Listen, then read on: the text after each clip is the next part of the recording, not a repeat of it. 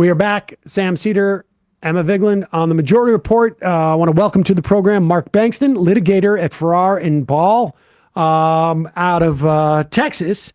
And Mark, welcome to the program. We were just saying beforehand we were supposed to do. I was going to interview you about the Alex Jones case. I guess a year ago, maybe it was, or I can't remember. Right. In Vegas, and we'll catch up again at the Mass Torts Conference later. But in the meantime, you have a case that you are handling for a guy named Ben Brody. Tell us who Ben Brody is, and welcome to the program. Thanks. Great to be here. Today we filed a lawsuit on behalf of Ben Brody. He's a young man out in California, a recent grad of UC Riverside, who's just sort of minding his own business in life. And turned out one night he was sitting at a Dodgers game and his phone starts blowing up because it turns out that Elon Musk had connected him to an accusation that he was a neo-Nazi rioter up in Portland. And it was a strange event for this young man, to say the least. Elon had seen some posts that were circulating around where apparently somebody thought that Ben Brody looked like one of the unmasked neo-Nazis up in Portland. It started a big, conspiracy theory online. Musk has been really into this PSYOPs false flag stuff. He jumped on it with both feet, started promoting it for days. Then on the third day it was going around, he responded to the infamous Zero Hedge and defamed Ben, said, yeah, it looks like it's this kid. Looks like he's the one. And, a lot of people who had seen the rumor up until that point, it sort of transformed it into gospel for them.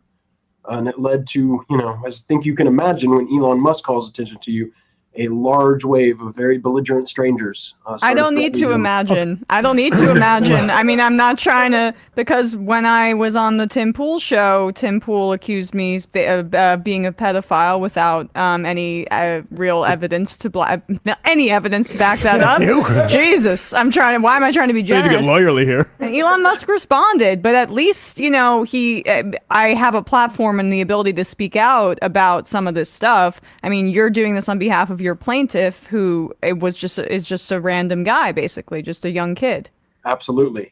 That's what I'm really making sure of is Ben's terrified right now about what his future may be, because employers may not want to hire somebody who has this neo-Nazi controversy in their past. They may want to hire somebody with an unblemished personal history. Let me just clarify something. Mm-hmm. Let me just clarify something. So some random person on Twitter was trying to identify who the neo-Nazis were. Correct. They probably took an image of the picture of this person in there and ran it through maybe who knows what to assess that it was your client who was states away at a ball game, I guess, or whenever it was.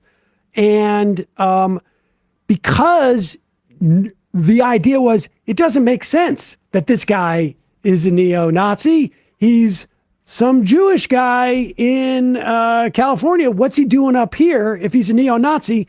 And so Musk bought into, if not developed, the theory then this must be a PSYOP because this guy's so clearly not a neo-Nazi, but it's so definitely him that he's making two leaps of assumptions and then sort of retconning that to make it to justify why he's doing this. This wasn't a casual thing that Musk is doing. He really sort of is building this thing. Well, and it's interesting that if you look at where the allegation came from, which is one of these extremist Groyper Nick Fuentes followers who had posted a screenshot from Ben's his Jewish fraternity where it had said, Ben after graduation plans to work for the government.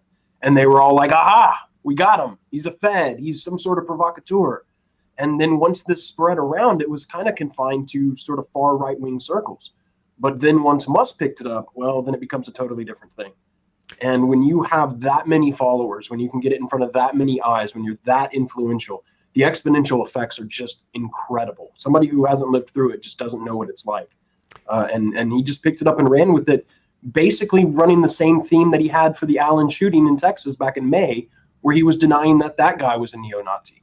Mm-hmm. It seems to be this running theme that this promotion of the idea that there are PSYOPs or false flags used to trick the American public into believing that there's white supremacist violence. And that's the theme that he's been carrying forward with this. What do you have to prove in this? Like, what exactly is the what is the suit here? Is it a defamation type suit? Is it tell us what the actual claim is? Sure. It's a libel suit, a defamation suit. And in this case, it would be actually per se, because it essentially accuses Ben of criminal conduct, of doing disorderly conduct, of conspiracy to riot, conspiracy to commit political terrorism. And in that kind of case, you have to prove four things. You have to prove that he published a statement. Second, you have to prove that it was of or concerning Ben Brody. In other words, that people who read it understood that it referred to Ben Brody. Third, you have to prove that it was defamatory, right? That it gave a false statement that injures his reputation. And finally, you have to show that he suffered damages. And in this case, it's damage to his reputation, his public image, as well as the mental anguish and distress it's caused him. So those four elements in this case are, I mean, honestly, a slam dunk. This case is pretty textbook, what you're not supposed to do. When Elon says, hey, it looks like it's this college student who wants to join the government, when he's communicating that idea, that's not an opinion. That's a statement of fact that can be verified as true or false. When he says that kind of statement, he needs to exercise reasonable care. And here, it's not reasonable care to take some extremist groyper and take his post and then throw it out to the world because you think these two guys look alike. That is not reasonable conduct. I mean, even if Ben was a public figure, I would argue that this is absolutely malicious. But here, I mean, he's a private guy. When you're going to say things about private people, you have to use reasonable care if you're going to make this kind of accusation. And that did not happen here. How much did the Ray Epps suit have an influence you in this way, and the fact that that Fox News is in some trouble here for doing something similar to Ray Epps? I think what it shows is that there is a new pursuit of lawsuits that I hope to think that I had some influence on that back in 2018 by suing Alex Jones for his false statements. And we've seen a wave of them. We saw Rudy Giuliani sued by the poll workers. We've seen Ray Epps. These are a continuing type of suit now that people are starting to understand that this has real importance and meaning beyond just the damage it does to the people, but in terms of a healthy public discussion. And so, yeah, the Ray Epps suit is very similar to this one in a lot of ways, where you have someone being accused of being a provocateur, of lying about who they are to somehow affect our politics. And that type of defamation, unfortunately, has grown way, way too common. There are far too many powerful people who are being reckless in their statements about private individuals while trying to essentially push their political agenda. Okay, so let me go through some of that. What is the cutoff? If this happened to a public figure? Now, I've never heard of Ben Brody before, and I don't know that really anybody had. Broadly speaking, obviously. But what constitutes a public figure in this instance, and how is that in other cases a mitigating factor? Sure, there are two types of public figures. There's one as a general purpose public figure. Elon Musk is an example of that. Think of anybody who you can think of as a household name, right? Major celebrities, major actors, major public elected officials. There's also a second type of public figure known as a limited purpose public figure. And this is somebody who has thrust themselves into the midst of a controversy in an attempt to affect its outcome. If you're either one of those kind of people, we view under the First Amendment that you get breathing space. You are allowed to engage in topics of discussion about these individuals, and you can't have a defamation case unless you acted maliciously. And that means that you recklessly disregarded the truth or that you knew it was false. But when it comes to a private person, the standard of care is mere negligence, which means that a person has to act as a reasonably ordinary, prudent person would. And if you don't act with the reasonable care, sort of a C student average, if you fall below that, then you can be liable for the things that you say that are false. Because we recognize in this country, there is no content or value to false speech. False speech only harms the marketplace of ideas. So if you did that recklessly, you have to pay for what you did. And so what is if Elon Musk had just like retweeted it once, let's say, and it was like, that was really impetuous of me and I never corrected it. Would that have crossed the threshold of reckless?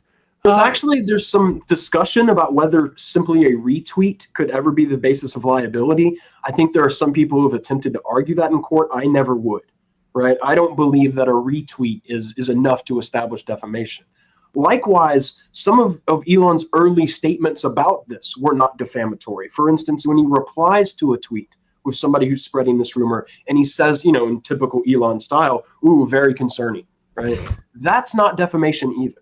What is required is some sort of statement that you're expressing a belief of something true and false. And in this case, it was clear to anybody who was reading it, it was because Elon had seen something elsewhere.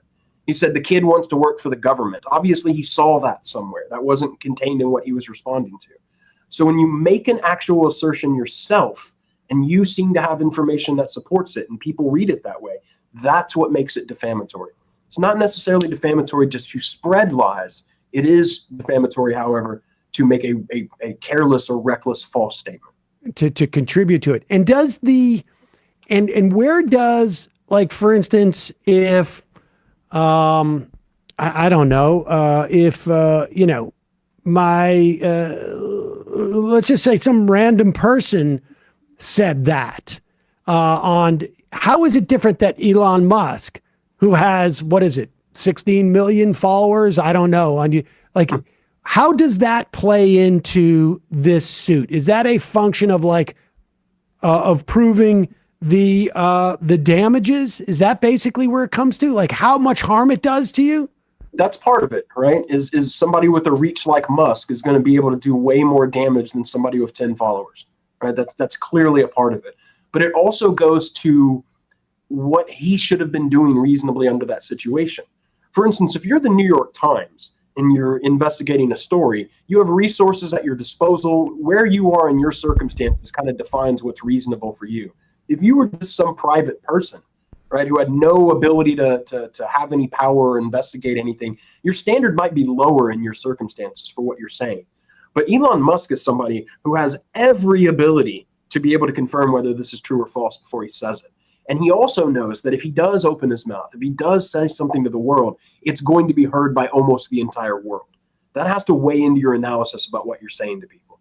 You'll know, for instance, that ever since the SEC settlement, where Musk tricked a bunch of investors of his tweets, part of that settlement requires that there is an internal securities lawyer who reviews everything that Musk tweets about Tesla, right? Tesla has that protection now, that he doesn't end up messing something up with them. And it's not unreasonable to think that if Elon Musk is going to be making accusations against people on the internet, he has the ability to check that out or have somebody check it for him. There's no excuse for him to be making these kind of reckless accusations, considering who he is. And he also, it seems to me, I don't know if there's a single human being on the planet who understands the ability of Twitter to destroy someone's life more than Elon Musk. He paid $46 billion for that machine, essentially. So he knows the power of Twitter probably more. You could prove that he knows the power of Twitter more than any other human being alive, it seems to me. Absolutely. And one of the things that the lawsuit goes into great detail discussing is the fact that for, ever since he bought the platform, and even before that, he has fostered this sense of disinformation on the platform. He has made it a haven for abuse. He has made it an incubating chamber for neo-Nazi extremism. And all of these things happened on a platform that he created. And he knew that that was monetizable. He understands that conspiracy type, this fodder that they throw around online, this produces views. This gets attention. And he knows that. There was a report from the CDHC where he had restored basically 20 accounts that had been banned. And between those 20 accounts, we're poised to make Twitter $20 million next year. And this sort of stuff is a place that he has incubated and made. And so it actually accelerates the damages. If he's going to, defame somebody on that platform, he's fully aware of what's going to happen. I mean, none of what happened to Ben in this case should be any surprise to anybody. And in fact, it's a function of what he is creating at that platform. Does he have extra liability than, say, someone with, I don't know, let's say theoretically someone had the same followers that he does, but he's also, it's not just his follower reach. Like you say, he's constructing this machine to to amplify, not only based upon his ability to amplify, but he's constructed the machine to amplify these type of charges. Is he responsible for that as well? Like the actions he takes even beyond his writing it? I certainly think all of those things are going to be relevant to his level of fault, whether he acted maliciously. And you have to remember, in this kind of suit, normally if I sued somebody who was saying something on Twitter, I might have to go through some very difficult third-party discovery to get anything from Twitter. But in this case, everything in Twitter's files is owned by Elon Musk, and he will be obligated to produce anything relevant in discovery. I think once we get into this case, we may soon discover that the rabbit hole goes very deep in terms of some of these issues. So wait, on that point, do you anticipate the potential to find that either algorithmically or maybe even like just sort of structurally when he tweets something, that they are amplified even more if they contain certain elements or if he does it? And that would certainly add to, I mean, that's like, you know what? Not only are we going to broadcast this on our news, but we're going to headline it, and we're going to do it on every episode, and we're going to put it in the right-hand corner of the newspaper or something. Right. I mean, that sort of gets back to the idea that here you have the most followed person on Twitter, right? And he knows that. And I think when you get into this suit and you start doing discovery, I would imagine, I mean, I don't know, we're going to have to dig down there and find, but I would be surprised if nobody has attempted to warn Elon about this problem, about what's going on with his conduct online. I would have to think that exists. And at the same time, we seemed to have indications when he took over the platform that Twitter was taking steps to expand his reach, to highlight his tweets, to, essentially everybody who had him blocked was unblocked at one point. Like this was a thing to increase his presence and influence on the site, which is something he really didn't need, because that's the real unfortunate truth, is that, a guy like Elon Musk, some of his followers really take what he says as gospel. He might be, in my opinion, the most influential of all influencers. And so, yeah, that's really going to affect the analysis in this case. If you find through discovery that his tweets are algorithmically boosted, which they appear to be, from my using of the site, not my claim, not yours. If you do find that, does that make your case stronger? Because that is also him operating as somebody who's amplifying and broadcasting their speech on that site, and as the chief executive officer there, making their communications more amplified, and then also, despite that increased responsibility, both like in his title, and then as it potentially is structured in the algorithm, is also making defamatory statements. I think in any defamation case, to the extent that you can have evidence that the defendant intentionally put this into more spaces, got more eyeballs on it, was working to see more people, that's always going to affect your damages. And in this case, I think it's not only what Elon Musk has done himself and through his platform to expand his reach, but you have to remember that in addition to everybody who saw that tweet, who was a logged in Twitter user who saw that specific tweet, given the uniqueness of his celebrity, it was entirely predictable and foreseeable that countless individuals all across the internet was going to repeat and republish these allegations. And that was something that he absolutely could foresee when making these comments. So it's both of those things in tandem have caused this to have a much greater reach than organically the tweet itself would normally have. Right. So what's happened with Ben Brody now? I mean, this... it's tough because on some level, I want to tell you that his life is starting to get back to normal, right? But I'm not sure it ever will. The thing about Ben, and I'm sure, right now he's very reclusive, does not want any more light on him, as I'm sure you can imagine. Yeah. At some point, that light is going to come, though. And what I think the world is going to discover is that Ben is one of the sweetest young men I've ever met. He's so sensitive and such a caring person, and just generally soft. He's a gentle guy. And he doesn't hang out online. He doesn't know this world. And this all completely turned him and his family's life upside down. I mean, when you got neo-Nazis threatening your life because of something like this, they just didn't even know what to do. And, I was talking to Ben's mom the other night, And she was saying something about how, he's starting to try to get back in the swing of things. This is really throwing him off right as he's graduating and starting his career, right? But she has this worry that this has changed him forever, that he's not going to be quite the sweet, trusting. He's a little more cynical. This kind of light in space can really change a person. And I don't think Ben's ever going to be the same. And so what I'm committed more than anything is that I am not going to let this young man be known from here on out as being connected with this neo-Nazi incident. That's not what's going to happen. I'm going to make sure that he is known as the young man who stood up to Elon Musk. I have known personally some people in sort of like a quasi-public policy, I guess, who were called out by folks like Tucker Carlson and Bill O'Reilly, literally those people. And it took them, and they're adults. I mean, they're people in their 40s and 50s, and it took them years to get out from under this. And, everybody moves on. Nobody thinks about it, but it stays in their life. And then there's always like a certain percentage of those people who are convinced they're on some type of like mission because their guru has said this, and it becomes almost like their mission in life to in some way to fulfill what their guru had said for them. It really, I can't even imagine being in that situation. So what happens next? Like, the suit is filed. Mm-hmm. Do you start pretrial motions? Do you start discovery? Just walk us through the timeline here. Texas has an anti-SLAPP statute, which is anti-strategic lawsuit against public participation. Anytime you bring a suit that invokes the First Amendment, the defendant has a right to seek an early dismissal of that suit if the defendant believes the suit is frivolous. And if that motion is granted, the defendant can actually collect his attorney's fees against the person who brought the suit. That's exactly what Elon Musk's lawyers have said is going to happen. Elon did not want to discuss this, would not apologize, would not retract, won't even delete the tweets, right? And have said, if Ben even dares, if he files this lawsuit, we're going to seek to shift fees against him and come after this young man.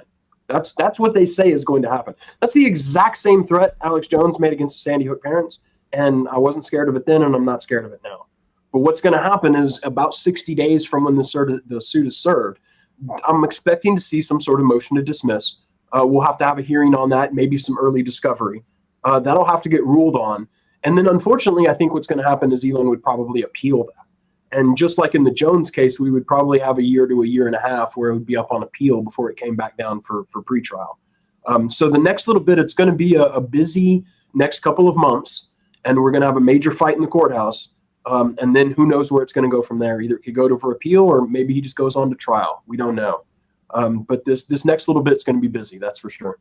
Well, it's a fascinating case, and my heart goes out to that kid. I can't even imagine being in that situation. And I've been in situations that are not great, but to be completely blindsided by something like that is insane. And particularly, I can't even imagine, honestly. Yeah. Mark, and I thought that when this was brought to the attention of Elon's people, I honestly did, that Elon would quickly apologize, retract the statements, and make amends and make this right.